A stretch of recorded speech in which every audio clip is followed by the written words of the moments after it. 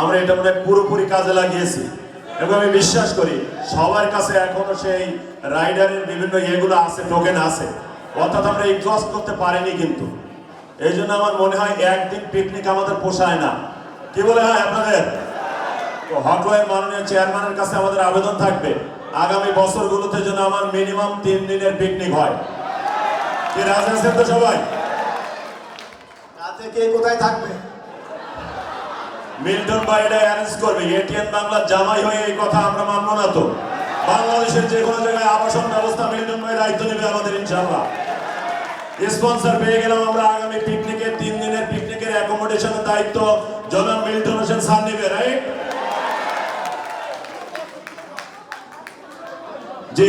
তো এই পিকনিকের সঙ্গে যারা জড়িত ছিলেন আমি দেখছি বিগত কয়েকটা দিন ধরে তারা অক্লান্ত পরিশ্রম করছেন এবং সত্যিকার অর্থে